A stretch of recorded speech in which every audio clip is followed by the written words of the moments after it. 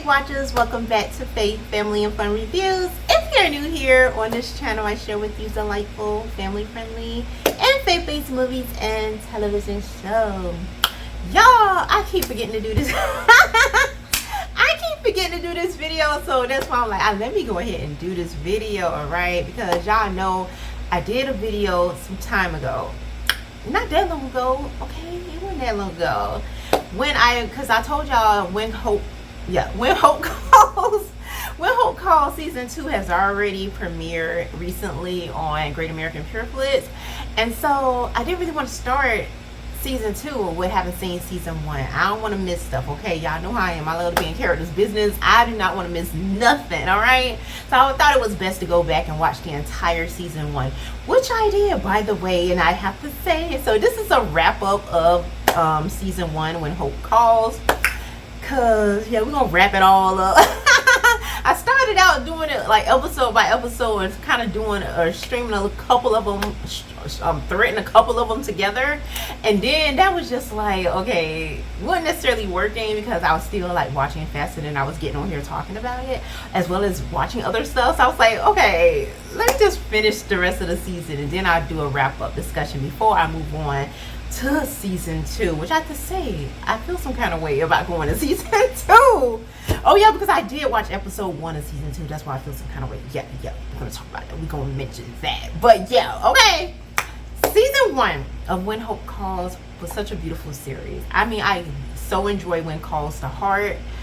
Is to me kind of hard to top that, and so When Hope Calls, I'm like, okay, can I really enjoy this series? Can I fall in love with these characters as much as I love the ones from When Calls to Heart? Can I do that? Is it possible? And it is, okay? And mainly because of the sisters Lillian and Grace. I love them. Adore these sisters, okay? To see them grow together, to know a little bit of their history, their past, being separated, growing up in orphanage and different orphanage, and for Lillian to just give everything to find her sister, and to have done that is amazing. Only by the grace of God that could have happened. And to see that there was really no resentment there was none of that. We have to go through those stumbling blocks, which I'm happy for, because I did not want to spend pretty much a whole season with sisters feeling some kind of way towards each other, and it's like, who wants to go deal with that back and forth? So I love that they did not take that route, that road, that path at all here, but automatically we see a connection, a beautiful bond between the sisters, Lillian and Grace. Like I said, Lillian been running this orphanage. She is a little bit more, and they differ so much, but at the same time you can see the similarities, and you can actually see that they are sisters. Like I mentioned in one video, that Lillian is a little bit more, I would say, reserved. She is not the one that kind of wears her heart on her sleeve and talks about it. Like, she's not forward at all. Not that any of the characters like that, especially women, because we're back in that time. Women are not really like that, which I do appreciate. Okay, let's have a little bit class, a little bit integrity about ourselves, right? So yeah, I love that. But like I said, Grace is a little bit more, she's a little bit more spunky, okay? She's a little bit more that speaks her mind, and when it's time to stand up, she is going to stand up. She's not going to back down. And so I so appreciate that. And then we have the love interest with Gabriel and Lillian, and what's the other one? I believe it was Chuck. Okay, yeah, it was Chuck and Grace. And Chuck is like Tez. I told you how his mama is. Like I told you, I did a video on Tez. I have to apologize to Tez here, because she did not turn out nothing like what I was projecting on her. And yes, that is my fault, so that's why I'm apologizing, y'all. Forgive me, Tez, for putting you in that box like you some villain or something, because she really wasn't at all. She turned out to be a lot softer, a lot sweeter than I thought. That she showed a little bit more heart. She shows that she does actually have a soft spot, not only for her son Chuck, but she has a soft spot for children, for little boys in particular, it looks like. And she's really not bad of a person. I mean, it's just real life has happened to her. Of course, she misses her husband, who has been gone for a while now, and she kind of blames Lillian dad for that, and that's a whole nother story in itself. And Lillian had to confront that in this season as well, because she never believed that her dad was actually the one that causes Tez's husband to pass away. She didn't believe that at all, that he played any part in that.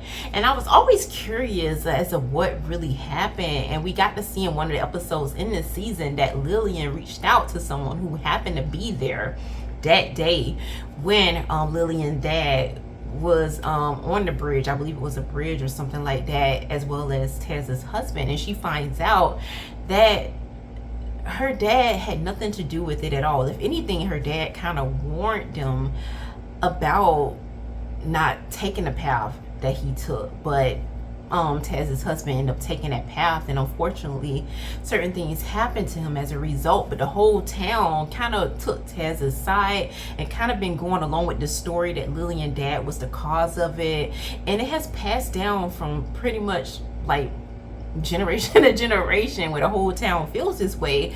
And it was so sad, because this is one of the things Lillian felt like kind of killed her own dad when it came time for her dad to pass away, that he dealt with all of this shame and guilt because people were projecting all of those things on him when he really didn't do anything at all. And he kind of took it, he stood in integrity, and he just took the blame for something that he didn't have anything to do with. And it's not that he was trying to take the blame, like to stand up and be like, okay, y'all throwing rocks at me, I'm just gonna stand here and take these. I'm gonna here's one cheek, here the other cheek.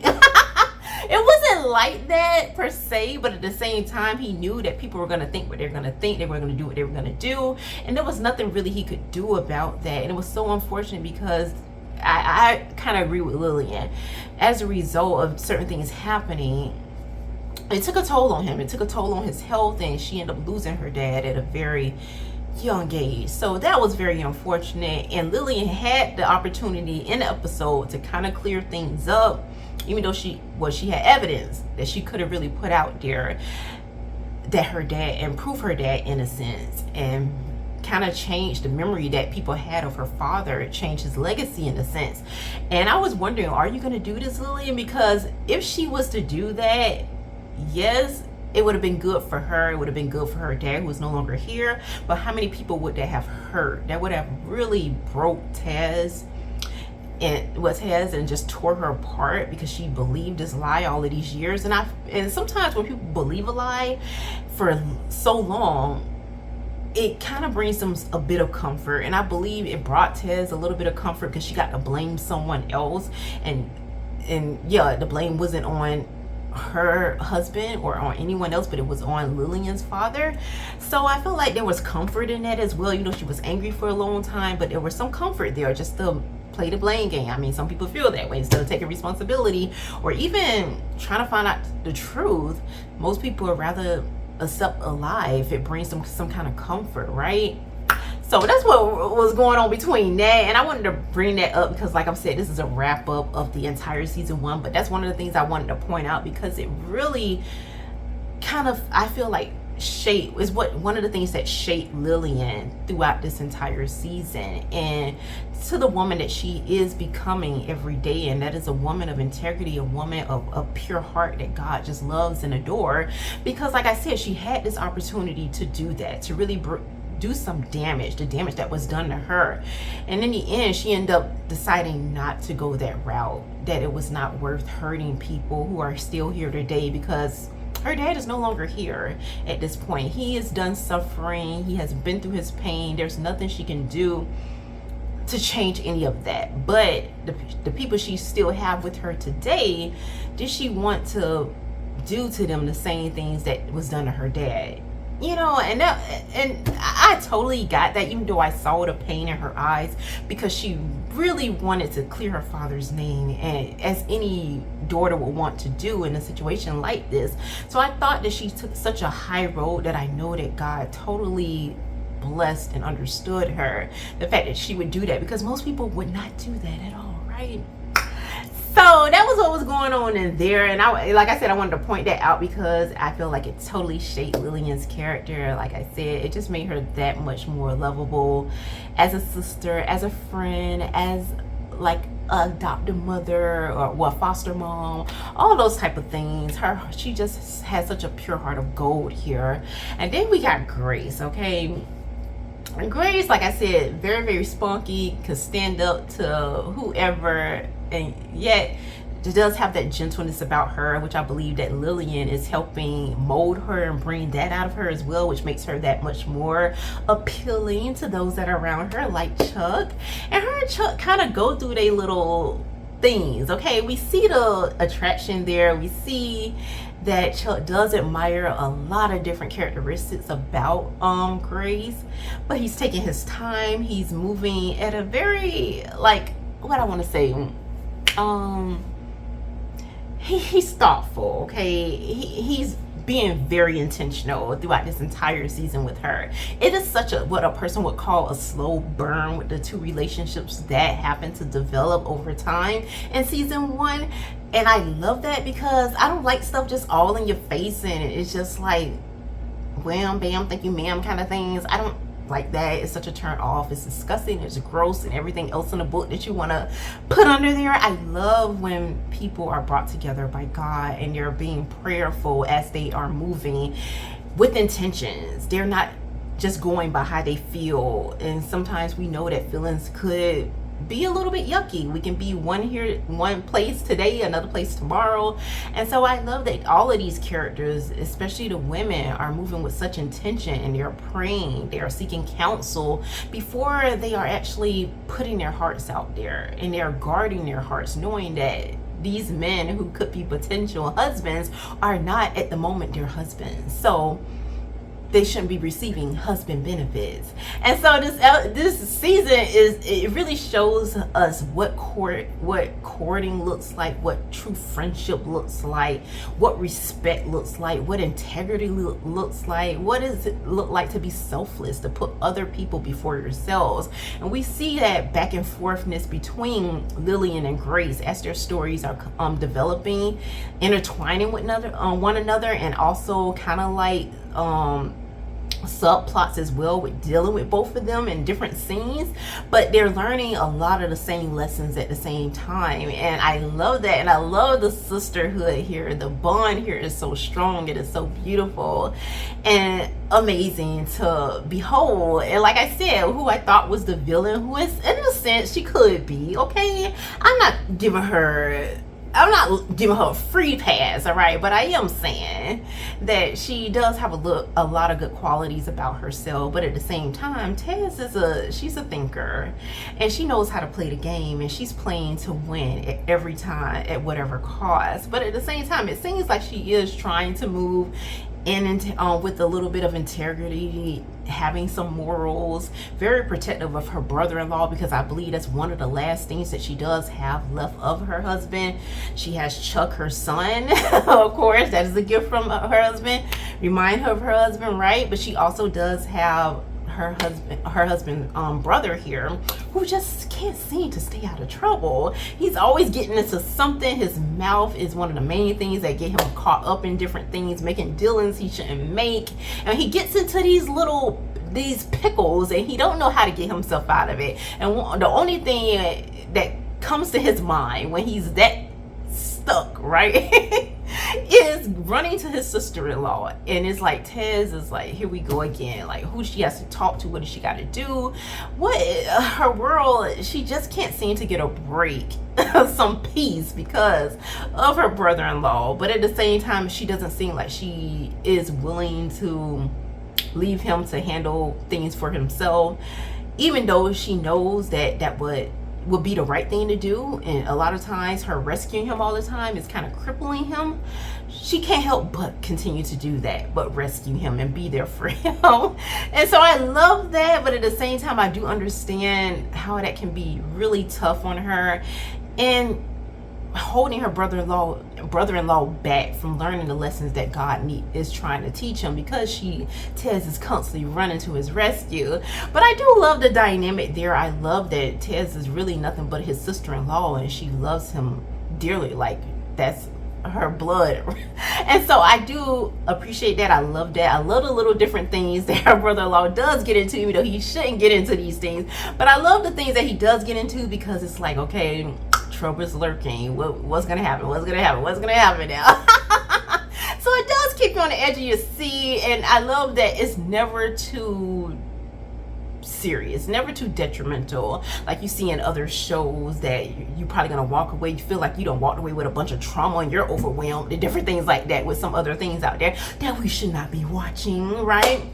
So I love that this show is nothing like that. The things that we find characters find, situations that the characters find themselves in, that a person may say, oh, that was not good, it still leaves so much room where you're not feeling like you're burdened with a bunch of trauma, or you're beholding something that is questionable and you're wondering, will God be pleased with this? No, this is a show that I would say general audience. There's nothing in here that would feel like, okay, I really didn't like that scene, I was not comfortable with that, I wasn't comfortable with that word, that way that you phrase that. It's nothing like that. Everything in here is, you feel totally at peace, you're comfortable, you're ready to take on the different lessons that we're gonna learn throughout every episode with these characters. You're growing with them, you're loving them at the same time. Like I said, I'm loving Lillian and Grace, and that last episode for me, because I knew a season 2 was out there, I'm like, okay,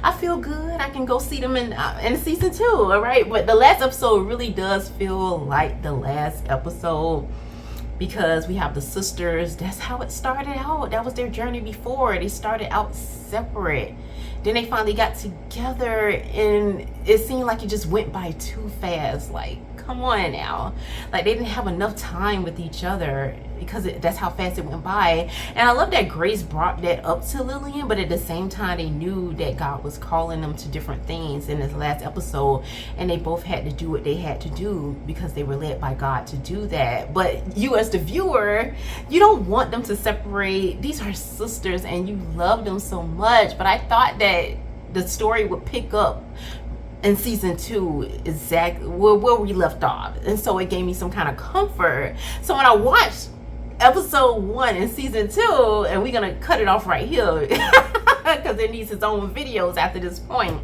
because it's just to wrap up of season 1 right here. And so when I saw that, I felt some kind of way. I really did. They did fill in the blanks from where we left off in season 1, that last episode. They caught us up. So I'm happy, I'm thankful for that. But I am feeling some kind of way because I wanted to see more of Grace and Lillian. I wanted to see more of their stories played out. I wanted to see where they were going in their own families, and even with the orphanage, I wanted to see more of that. And so for them to bring in a whole slew of new characters, I'm feeling some kind of way. I don't even know them people, okay? I don't even know them. Where y'all from? What y'all doing here in Brookfield, okay? We ain't trying to go there. We ain't trying to do that right now, okay? But y'all know I'm gonna watch it, right? What happened in season 1, and like I said, it's a beautiful show. Like, if you have not watched this, I want to encourage you to watch it. You will not be disappointed. It's beautiful, so lovely. Love the show, love it. Season 1 was up to par, okay? It was up to par. Let me keep it classy like that. But before I leave out of here, let's go ahead and get into the scripture we'll be coming out of. Let's see, Proverbs chapter 22, verse 11, and it reads, he who loves purity of heart and has grace on his lips, the king will be his friend. So that's all I have for y'all for this video. Please remember to leave y'all thoughts, your prayers, your overall take in the comment section below, because I do read them and I do enjoy hearing from you all. But if you all have any suggestions, any requests that are in the genre, underneath the umbrella of family and faith, inspirational, right, heartwarming on this channel, if you have any suggestions, any personal requests that you want to talk about, or how this channel can further service you, let me know all of that in the comments, because I'm always open to new ideas. And I want this to be a place of community, of family, that you can come here and chill, relax, be like, okay, I'm hanging out with my sister today. What are we talking about? What are we discussing? Girl chat, girl time, all of that. I want it to be a place where it feels like home for you. And I know that all of this is kind of virtual, and we're just doing what we can do with what we do have. And so I do aim for every video to feel that way for you, to feel like we're literally in the moment, so you don't feel alone. You feel like you really do have a family, a sister out here, and constantly praying for you all, lifting you up in prayer whenever it comes to mind, keeping you and your families in prayer, because I know you didn't come across this channel by accident. Okay, I want this to be a place that you feel like at home. Okay, so y'all let me know all that in the comments. Until next time, may the Lord bless and keep you both now and forevermore.